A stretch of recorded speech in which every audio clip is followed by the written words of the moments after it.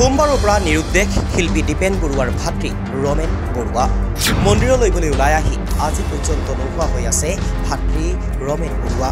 বৰ্তমানে mobile phone off ভাতৃ ৰমেন বৰুৱাৰ।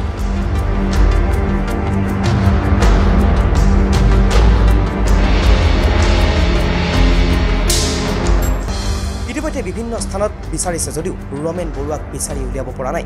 এই পৰ্যন্ত কলৈ গ'ল, ক'ত আছে কোনে গম নাপায়।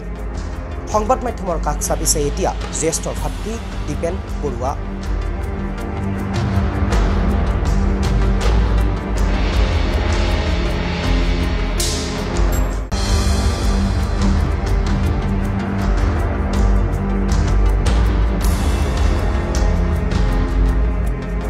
শিল্পী দীপেন বৰুৱাই নাজানে ভাতৃ ৰমেন বৰুৱা কলৈ গ'ল।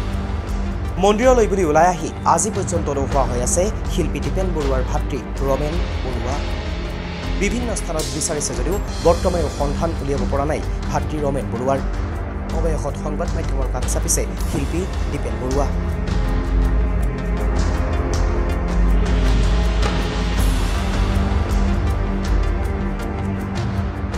দুপৰীয়া মোক ফোন কৰিলে, মই শুই আহিছিলোঁ 2:30 বজাত, যে মীৰা কি ৰীমা গোস্বামী বুলি আপুনি গম পায়নে? হেৰি ৰমেন দা নাই। কি ৰমেন দা নাই? কৈছে ঘৰলৈ অহা নাই। কৈছে আহিব কিজানি ক'ৰবাত জাজ তাজ কৰি আছে নেকি। নহয় বোলে চবে বিচাৰ খোচাৰ লগাইছে এনেকুৱা।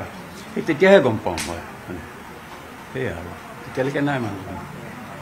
মোবাইল ফোনটো অফ হৈ আছে। Mobile phone off, switch off পাইছে। তেখেতেতো আপোনালোকক অৱগত নকৰাকৈ ক'তো নাযায়। আগত নাই নকয়, তেনেকৈ কৈ নাযায়। মই খুব কম কথা কয়তো, তেনেকৈ কথা নকয়। মই অমুকত যাওঁ বুলি কৈ নাযায়। এতিয়া মই কৈ যাওঁ, মই পৰহি নলবাৰীত প্ৰগ্ৰেম কৰিব গৈছোঁ, নলবাৰী টাউনত ডিষ্ট্ৰিক্ট লাইব্ৰেৰীত। মই ৰমেন দাক কৈ গৈছোঁ, মই অকণমান দেৰি হ'ব, দৰ্জাখন নামাৰিবি, এনেকৈ মই কৈ যাওঁ। কিন্তু ৰমেন দাক ক'তো ক'ৰবাত গ'লে কৈ নাযায়, মানে সেইটো নেচাৰটো তেনেকুৱা। মানে কিবা নকওঁ বুলি যে ইচ্ছা কৰি নোকোৱা নহয়, মানে নেচাৰটোৱে তেনেকুৱা হয়। আহিমেইতো আৰু তেনেকুৱা ধৰণৰ। সেইকাৰণে আমি গম নাপাওঁ কেতিয়া ক'ত যায়, ক'ত আহে, তেনেকুৱা। আৰক্ষীৰ তৰফৰ পৰা কিবা গম পাইছে? আৰক্ষীৰ তৰফৰ পৰা মই গম পোৱা নাই। মই এনেই পাৰ্থ চেত্ৰী মহন্তক ফোন কৰিছিলোঁ, তেওঁ দিল্লীত আছে। এনেই লতাশিলত এখন হেৰি দিয়া আছে FIR। তাৰপিছত তেখেতে কৈছে মই কৈ দিছোঁ বাৰু, মই দিল্লীত আছোঁ দীপেন দা, চিন্তা কৰিব নালাগে, এনেকুৱা টেষ্ট কৰিব, ধুনীয়াকৈ কৈছে কিবা তেনেকুৱা। আৰু কমিশ্যনাৰকো ফোন কৰিছিলে, সেয়ে আমাৰ